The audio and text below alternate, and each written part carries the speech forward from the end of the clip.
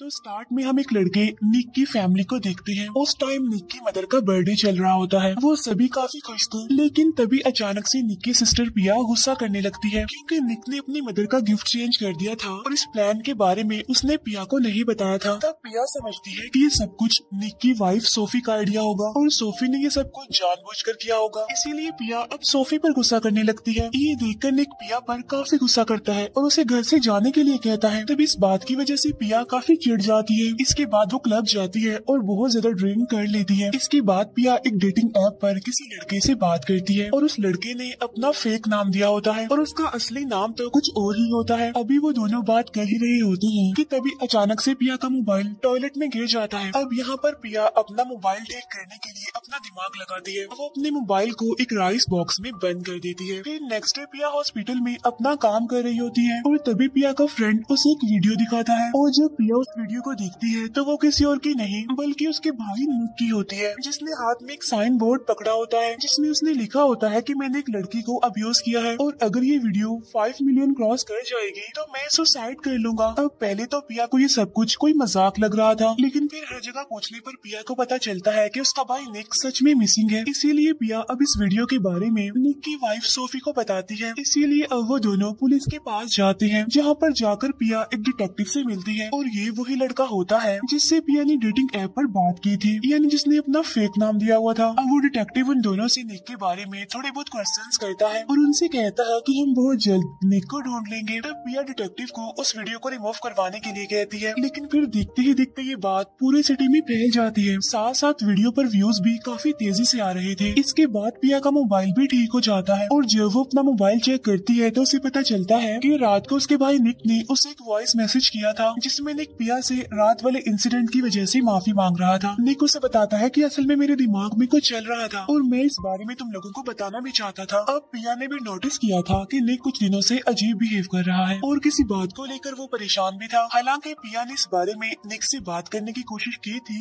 लेकिन निक ने उसे कुछ नहीं बताया था। इसके बाद निक की एक और वीडियो आती है, लेकिन इस बार साइन बोर्ड पर लिखा हुआ था कि मैंने एक लड़की का मर्डर कर दिया है। लेकिन पिया नोटिस करती है कि ये हैंडराइटिंग निक की नहीं है। इसका मतलब साफ था कि निक को किसी ने किडनैप किया था और ये सब कुछ वो निक से करवा रहा था, लेकिन वो डिटेक्टिव्स तो निक पर ही शक कर रहे थे। तब पिया इस बात से भड़क जाती है और उन पर गुस्सा करने लगती है, लेकिन उन्हें कोई फर्क नहीं पड़ रहा था और वो चुपचाप सुन रहे थे। इसके बाद पिया उस वॉइस मैसेज के बारे में सोफी को बताती है और कहती है कि हमें ये पुलिस को दे देना चाहिए, लेकिन सोफी उसे ये कहते हुए मना करती है कि पुलिस तो पहले ही निक पर शक कर रही है और इस वॉइस मैसेज से वो मुसीबत में पड़ सकते हैं। तो अब पुलिस तो निक को ढूंढने के लिए कुछ कर नहीं रही थी, इसीलिए जो भी करना था इन्हें ही करना था। तो इसीलिए पिया हेल्प मांगने के लिए अपने फ्रेंड के पास जाती है जो कि कंप्यूटर एक्सपर्ट था, क्योंकि उसके पास कंप्यूटर का बहुत नॉलेज था। पिया का फ्रेंड एक सॉफ्टवेयर बनाता है जिसमें वो लोगों की हेल्प से निक को ढूंढने की कोशिश कर रहा था। पिया का फ्रेंड उसे बताता है कि दोनों वीडियोस को चेक करने पर हमें ये पता चला है कि उन दोनों वीडियोस को एक डिलीवरी वैन में बनाया गया है और इतनी ही देर में वहाँ पर निक का फ्रेंड आ जाता है। इसके बाद वो दोनों मिलकर डिटेक्टिव के पास जाते हैं और अब ये लोग डिलीवरी मैन को ट्रैक करने की कोशिश करते हैं। पिया देखती है कि व्यूज काफी तेजी से बढ़ते जा रहे हैं और वीडियो 5 मिलियन व्यूज क्रॉस कर जाती है। तभी डिटेक्टिव पिया को बताता है कि हमने वैन को ढूंढ लिया है, इसीलिए अब वो जाकर उस वैन को चेक करते हैं, लेकिन निक वहाँ पर नहीं होता। अब क्योंकि निक मिसिंग था और उसका कुछ भी अता पता नहीं था, इसीलिए सार्जेंट उनसे कहती है कि अब हम इस केस को मर्डर केस की तरह हैंडल करेंगे। फिर वो डिटेक्टिव एजेंट को कहता है कि प्लीज मुझे भी इस केस में काम करने दीजिए, लेकिन वो एजेंट इस बात के लिए साफ इनकार कर देता है। इसके बाद वो निक के घर को चेक करने जाते हैं, जहाँ उस डिटेक्टिव को निक का आईपैड मिलता है जिसका यूज करके निक का बेटा उसे ट्रैक करने की कोशिश कर रहा था एक ऐप के जरिए। अब जिस एरिया में ये निक को ट्रैक करते हैं तो उस एरिया को ये मार्क कर लेते हैं, जिससे उन्हें पता चल जाएगा कि निक को किस एरिया में ढूंढना है और किस में नहीं। इसके बाद वो डिटेक्टिव पिया को बताता है कि अब ये केस मैं नहीं बल्कि वो एजेंट हैंडल कर रहा है। वो पिया को कहता है कि मैं तुम्हारी हेल्प करना चाहता हूँ लेकिन नहीं कर सकता। अब यहाँ पर वो डिटेक्टिव सार्जेंट को बताता है कि मुझे निक के बेटे के मोबाइल से कुछ मैसेजेस मिले हैं जिससे हमें पता चला है कि निक और सोफी के बीच कुछ ठीक नहीं चल रहा था और उन दोनों के बीच किसी बात की वजह से लड़ाई थी, सार्जेंट उस डिटेक्टिव को बताती है कि निक की फैमिली ने रिक्वेस्ट की है कि तुम्हें भी इस केस में रखा जाए, इसीलिए अब तुम भी इस केस में काम कर सकते हो। नेक्स्ट डे उस डिटेक्टिव के पास पिया का मैसेज आता है क्योंकि वो उसे कुछ दिखाना चाहती थी, और यहाँ पर पिया डिटेक्टिव को उस वॉइस मैसेज के बारे में बता देती है। और जब डिटेक्टिव इस बारे में सोफी से पूछता है तो वो कहती है कि उस रात मेरा और निक का नहीं बल्कि निक और पिया का झगड़ा हुआ था, और क्या पता वो अपने वॉइस मैसेज में इस बारे में बात कर रहा हो। तो तब वो डिटेक्टिव इस बारे में पिया से पूछता है तो पिया उसे बताती है कि वो तो बहन भाइयों वाली लड़ाई थी छोटी सी। उसके बाद पिया उसे ये भी बताती है कि बर्थडे के एक दिन बाद निक हॉस्पिटल आया था क्योंकि वो इंजर्ड था, उसे किसी ने मारा था। और जब वो डिटेक्टिव उस डेट को चेक करता है तो उसे पता चलता है कि उस रात निक एक बार में गया था। इसके बाद डिटेक्टिव वहाँ पर जाकर उस बार की सीसीटीवी फुटेज चेक करता है, जिससे डिटेक्टिव को पता चलता है कि उस रात निक का एक आदमी से झगड़ा हुआ था जिसने निक को काफी मारा था। इसके बाद डिटेक्टिव वो फुटेज पिया को भी दिखाता है। यहाँ डिटेक्टिव उसे बताता है कि इस आदमी पर शक किया जा सकता है, क्या पता निक को इसी ने किडनैप किया हो। इसके बाद डिटेक्टिव एजेंट को बताता है कि अगर हम ट्रैफिक वाले एरिया को इग्नोर कर दें तो शहर से दूर अभी भी एक जगह बचती है जिसे हमने चेक नहीं किया अभी तक। इसके बाद ये लोग वहाँ पर जाते हैं और उस जगह को चेक करने लगते हैं, जहाँ उन्हें निक की बॉडी तो मिल जाती है लेकिन वो मर चुका था। तब यहाँ पर डिटेक्टिव पिया को उसके भाई की मौत के बारे में बताता है और अब ये उस आदमी का पता लगवाना चाहते थे जिसने निक को मारा था। इसके बाद डिटेक्टिव सोफी का पर्सनल अकाउंट चेक करता है, जहाँ उन्हें सोफी के साथ एक आदमी की पिक्चर मिलती है जो कि उसका फ्रेंड था, और ये आदमी कोई और नहीं बल्कि वो था जिसने बार में निक को मारा था। तो इसीलिए डिटेक्टिव एजेंट सोफी से इस बारे में पूछते हैं। यहाँ पर सोफी बताती है कि ये मेरा फ्रेंड है और ये मेरे साथ मेरे स्कूल में टीचर था और मैं लास्ट टाइम उससे 6 महीने पहले मिली हूँ। फिर सोफी ये सब कुछ अपनी मदर को बताती है कि पुलिस को लगता है कि ये सब कुछ मेरे फ्रेंड ने किया है और अगर सच में उसने ये किया है तो ये उसकी गलती है। इसके बाद सोफी अपने फ्रेंड को मैसेज करती है कि मैं तुमसे मिलना चाहती हूँ। फिर सोफी अपने उस फ्रेंड से मिलने चली जाती है। यहाँ पर सोफी का फ्रेंड उसे बताता है कि निक ने मुझे मिलने के लिए बुलाया था, और यहाँ पर वो झूठ बोल देता है कि मुझे निक ने मारा था। तभी वहाँ पर पुलिस आ जाती है और उन दोनों को अरेस्ट करके ले जाती है। इसके बाद डिटेक्टिव और एजेंट सोफी से पूछताछ करने लगते हैं। तो यहाँ पर सोफी बताती है कि ना हम दोनों सिर्फ फ्रेंड थे बल्कि हमारा रिलेशनशिप भी था, लेकिन बाद में मैंने इस रिलेशन के बारे में निक को बता दिया था और मैंने अपने फ्रेंड के साथ अपना रिलेशन भी तोड़ दिया था। लेकिन जो मेरा फ्रेंड था वो इस रिलेशन को लेकर काफी सीरियस था, इसीलिए सेपरेशन होने के बाद वो काफी गुस्से में था। यहाँ पर डिटेक्टिव और एजेंट सोफी को बताते हैं कि हमने तुम्हारे फ्रेंड के कंप्यूटर को चेक किया है और वो तो निक को ट्रैक कर रहा था, और अगर हमें तुम्हारे फ्रेंड के खिलाफ एविडेंस मिल गया तो तुम्हारे रिलेशन के बारे में हमें पब्लिक के सामने लाना पड़ेगा। सोफी नहीं चाहती थी कि उसके इस रिलेशन के बारे में उसकी फैमिली या फिर उसके बच्चों को पता चले, लेकिन नेक्स्ट डे सबको पता चल जाता है कि पुलिस ने इस केस में सोफी के फ्रेंड को अरेस्ट किया है। तब यहाँ पर सोफी अपने बच्चों को ये न्यूज देखने से रोकती है। तब इस बात की वजह से पिया को सोफी पर शक होने लगता है, तो इसीलिए पिया सोफी से पूछ लेती है कि तुम दोनों के बीच क्या चल रहा है, जिस पर सोफी कहती है कि वो बस मेरी एक मिस्टेक थी और इस बारे में मैंने निक को बताया था और हम दोनों कोशिश कर रहे थे कि इस मैटर को खत्म किया जाए। तभी पिया और सोफी की बात निक का बेटा सुन लेता है, इसीलिए वो गुस्से में घर से चला जाता है। इसके बाद सोफी अपने बेटे को ढूंढने जाती है। तभी सोफी नोटिस करती है कि एक लेडी काफी देर से उसका पीछा कर रही है, और तब सोफी उसे पकड़ लेती है। तो वो लेडी कहती है कि मेरा नाम एमा है और तुम्हारे हस्बैंड निक के साथ मैं रिलेशनशिप में थी और हम लोग एक डेटिंग ऐप पर मिले थे और तुम्हारे हस्बैंड ने अपना फेक नाम बताया था। तभी सोफी के पास पिया की कॉल आती है और वो उसे कहती है कि तुम्हारा बेटा मेरे साथ है। इसके बाद सोफी भी पिया के घर आ जाती है।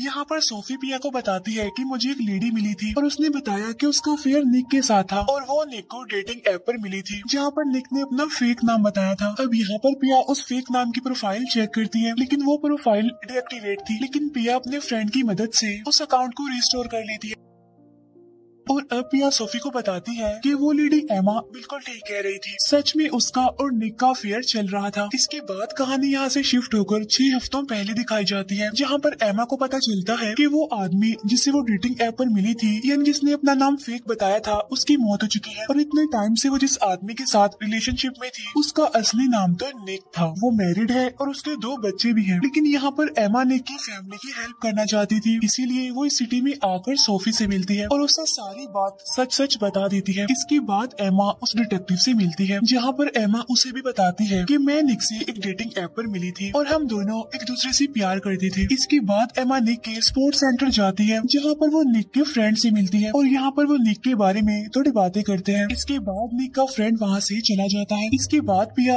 निक के फ्रेंड के पास जाती है और उससे कहती है कि तुम निक के अफेयर के बारे में पहले से ही जानते थे ना, जहाँ पर निक का फ्रेंड पिया को बताता है कि अभी मुझसे एक लेडी एमा मिलने आई थी थी, जहाँ पर पिया एमा से मिलने के लिए उसके होटल जाती है। यहाँ पर एमा पिया को बताती है कि तुम्हारा भाई निक और मैं एक दूसरे से प्यार करते थे और तुम्हारा भाई अपनी मैरिड लाइफ से खुश नहीं था और उसने मुझसे कहा था कि जब उसकी बेटी का हाई स्कूल कंप्लीट हो जाएगा तो मैं सोफी को छोड़ दूंगा और मैं तो बस इस मैटर में उसकी हेल्प कर रही थी। तब ये सुनकर पिया वहाँ से चली जाती है। रात में एमा को किसी अननोन पर्सन की कॉल आती है और वो पर्सन फौरन एमा को ये शहर छोड़ने का कहता है। एमा पुलिस को भी कॉल करती है लेकिन वो खुद भी काफी डरी हुई थी, इसीलिए वो होटल को छोड़कर वहाँ से भाग जाती है। लेकिन तभी एक गाड़ी उसका पीछा करती है और एमा का एक्सीडेंट हो जाता है। इसके बाद एमा को हॉस्पिटल लेकर जाया जाता है, जहाँ पर एमा डिटेक्टिव को सारी बात बताती है। इतनी ही देर में वहाँ पर पिया भी आ जाती है। तब डिटेक्टिव पिया को बताता है कि एमा एक अकेली लड़की नहीं है जिसका तुम्हारे भाई से अफेयर था, बल्कि उसके जैसी दो और भी है। तब ये बात पिया एमा को बताती है कि तुम अकेली नहीं थी बल्कि दो और लड़कियां थी जो मेरे भाई निक के साथ रिलेशनशिप में थी और निक हर एक डेटिंग ऐप पर अलग अलग लड़कियों से मिलता था और उन्हीं में से एक लड़की का नाम था मैंडी। इसके बाद एमा मैंडी के बारे में पता लगवा कर उससे मिलने जाती है। यहाँ पर एमा दुखी होते हुए अपनी फ्रेंड को बताती है कि निक ने मुझसे भी वही प्रॉमिस किया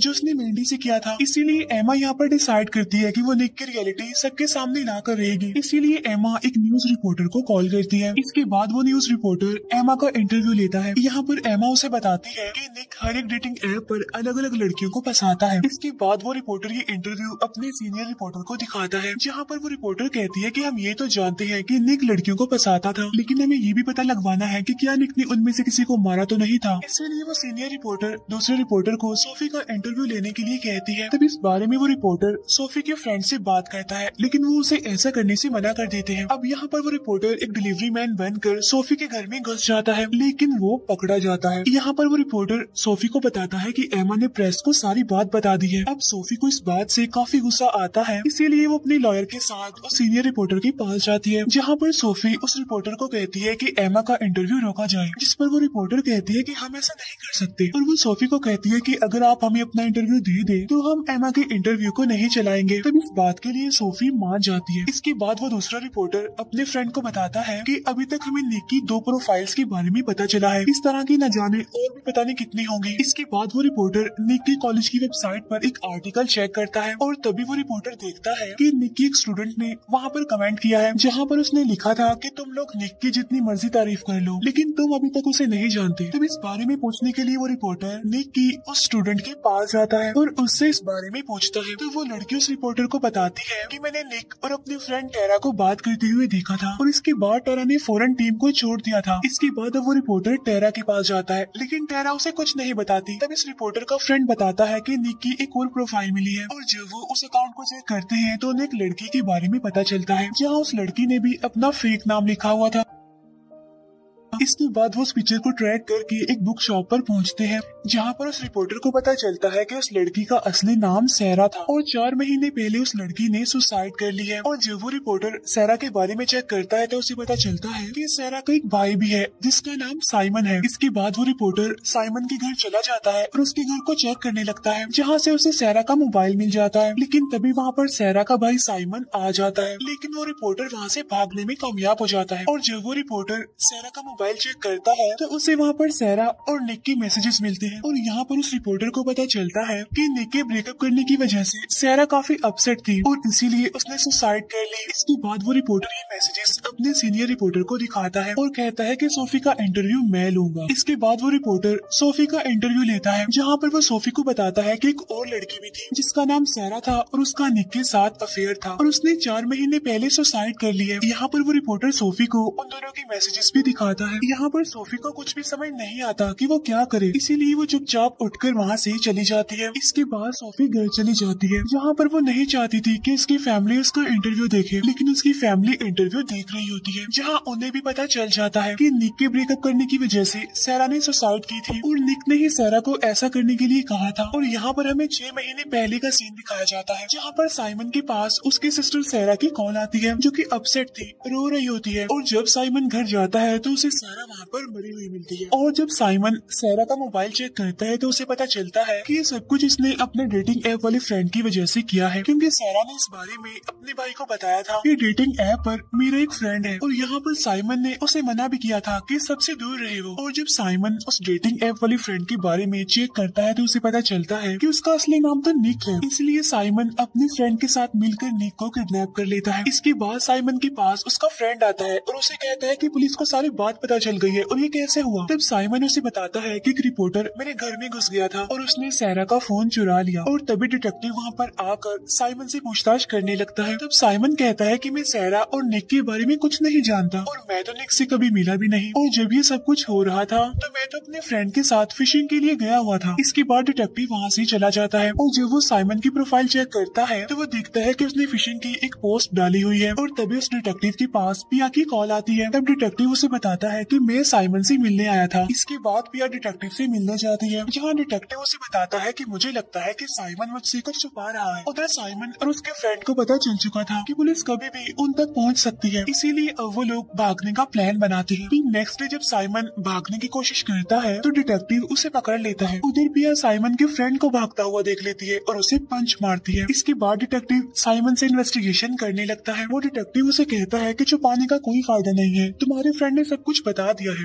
यहाँ पर साइमन कहता है कि मैं निक की बहन पिया से बात करना चाहता हूँ। इसके बाद पिया साइमन से बात करती है। यहाँ पर साइमन उसे बताता है कि मैंने तुम्हारे भाई को गलत समझकर उसे पकड़ लिया, लेकिन मैंने तुम्हारे भाई को नहीं मारा। इसके बाद हम देखते हैं कि साइमन ने निक को किडनैप करने के बाद उसकी वीडियो बनाई और उसे सोशल मीडिया पर वायरल कर दिया। फिर साइमन निक को कहता है कि तुम्हारी वजह से मेरी बहन मारी गई, जिस पर निक कहता है कि मैंने कुछ नहीं किया, मैं तो तुम्हारी बहन को जानता तक नहीं। निक कहता है किसी ने मुझे फंसाने की कोशिश की है मेरी पिक्चर्स को यूज करके, और ये मेरी रियल पिक्चर्स नहीं है बल्कि किसी ने मेरी पिक्चर्स को एडिट किया है। तब ये बात सुनकर साइमन कंफ्यूज हो जाता है, और जब उनकी वीडियो पर 5 मिलियन हो जाते हैं तो साइमन का फ्रेंड उसे कहता है कि निक को मार दो, और तब निक वहाँ से भागने की कोशिश करता है, लेकिन साइमन उसे पकड़ लेता है। निक उसे फिर कहता है कि मैंने कुछ नहीं किया। निक उसे कहता है कि मैं तुमसे प्रॉमिस करता हूँ कि जिसने भी तुम्हारी बहन को मारा है मैं उसे ढूंढूंगा और पुलिस के हवाले कर दूंगा। तब ये सुनकर साइमन को निक की बात पर यकीन हो जाता है, इसीलिए वो उसे छोड़ देता है। अब यहाँ पर पिया को साइमन की बात पर यकीन हो जाता है, लेकिन डिटेक्टिव को लग रहा था कि साइमन खुद को बचाने के लिए झूठ बोल रहा है। इसके बाद पिया अपनी फैमिली को बताती है कि मैंने साइमन से बात की है और उसका कहना है कि उसने निक को नहीं मारा। पिया कहती है कि मुझे लगता है कि वो सच कह रहा है, क्योंकि ये बात हो भी सकती है कि कोई लड़कियों को फंसाने के लिए निक की पिक्चर्स का मिसयूज कर रहा है।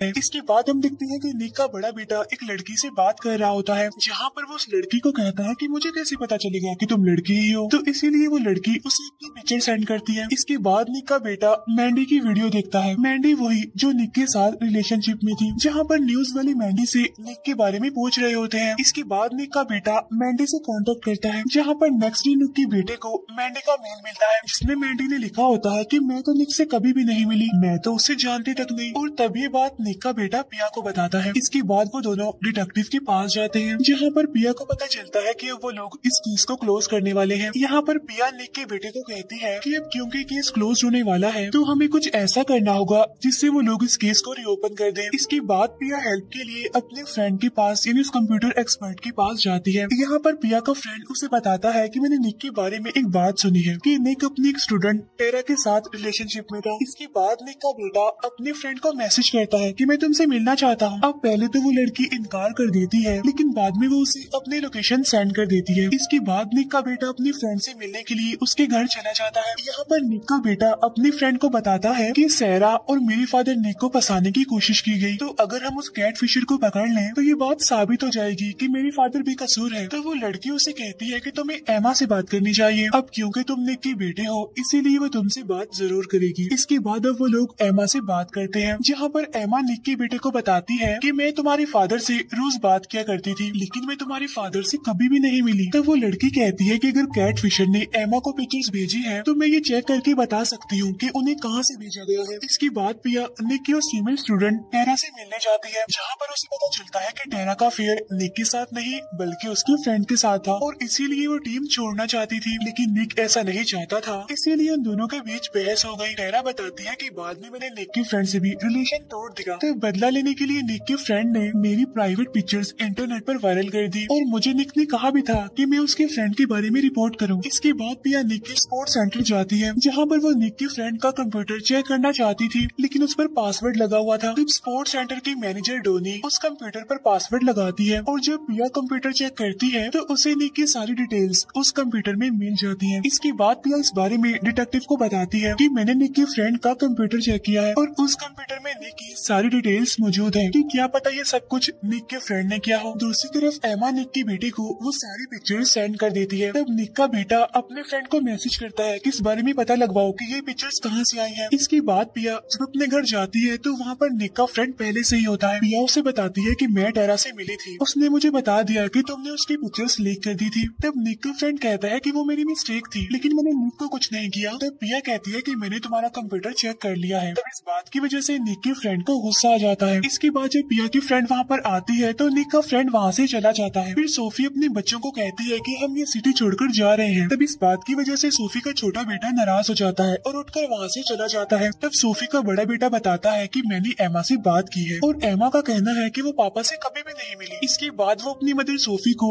एमा का वीडियो कॉल दिखाता है और ये बात सोफी का छोटा बेटा भी सुन लेता है। इसके बाद सोफी का बेटा अपने भाई का कंप्यूटर चेक करता है जहाँ उसके भाई की फ्रेंड यानी उस लड़की का मैसेज आता है जिसमें उसने कैट फिशर की लोकेशन भेजी होती है। और जब सोफी अपने छोटे बेटे का रूम चेक करती है तो वो वहाँ पर नहीं होता।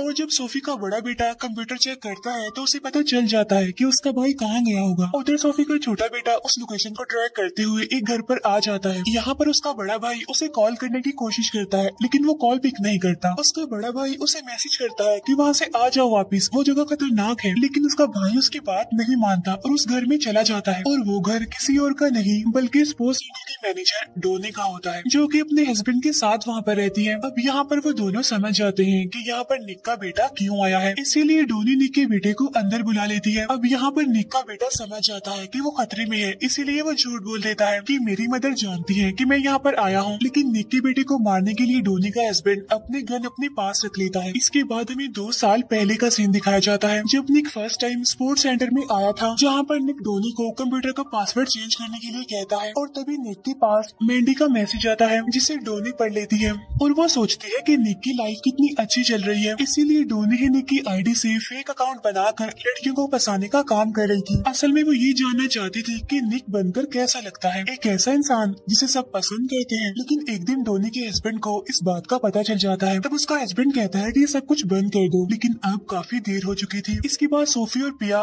डोनी के घर जाते हैं लेकिन घर पर कोई नहीं था क्योंकि वो लोग वहाँ से जा चुके थे। इसके बाद वो दोनों घर के अंदर जाती है और उन्हें पता चलता है कि ये जो कुछ भी हो रहा था उसके पीछे डोनी का हाथ था। और इतनी ही देर में वहाँ पर डिटेक्टिव भी आ जाता है। यहाँ पर पिया उसे बताती है कि निक की फ्रेंड के कंप्यूटर का पासवर्ड मुझे डोनी ने ही दिया था, तो क्या पता निक का सारा डेटा उसके फ्रेंड के कंप्यूटर में डोनी ने डाला हो। और तभी उन्हें डोनी की कार की लोकेशन पता चल जाती है। तभी सोफी का बेटा अपनी मदर से कांटेक्ट करने की कोशिश करता है लेकिन डोनी उसे फोन छीन कर फेंक देती है बाहर। इसके बाद वो लोग सोफी के बेटे को एक जगह पर ले जाते हैं जहाँ ले जाकर उसे वो लोग लॉक कर देते हैं। डोनी अपने हस्बैंड को कहती है कि सब कुछ मैंने किसी को नुकसान पहुँचाने के लिए नहीं किया और मैं पुलिस को सब कुछ बता दूंगी और इसकी सजा भी सिर्फ मुझे मिलनी चाहिए। इसके बाद हम अपनी लाइफ का न्यू स्टार्ट लेंगे क्योंकि किसी ने भी निक को हमारे घर पर आते हुए तो नहीं देखा। इसके बाद हम देखते हैं कि निक साइमन से भागने के बाद डोनी के घर पर ही आया था और वो डोनी को कहता है कि तुम्हारी वजह से सैरा ने सुसाइड कर लिया और मैं पुलिस को जाकर सारी बात बता दूंगा। लेकिन तभी डोनी का हस्बैंड निक को मार देता है। इसके बाद हम देखते हैं कि निक का बेटा किसी तरह वहाँ से भाग जाता है जहाँ पर डोनी और उसका हस्बैंड उसका पीछा करते हैं। वो उस पर गोलियां चलाते हैं लेकिन वो बच जाता है। इसके बाद डोनी का हस्बैंड निक के बेटे को पकड़ लेता है लेकिन डोनी को पुलिस पकड़ लेती है। तब डोनी पुलिस को बताती है कि निक का बेटा मेरे हस्बैंड के साथ है। इसके बाद वो पुलिस को अपने हस्बैंड के पास लेकर जाती है। इसके बाद पुलिस डोनी के हस्बैंड को भी पकड़ लेती है। यहाँ पर डिटेक्टिव डोनी के हस्बैंड को कहता है कि खुद को पुलिस के हवाले कर दो, इसीलिए यहाँ पर डोनी का हस्बैंड निक के बेटे को छोड़ देता है।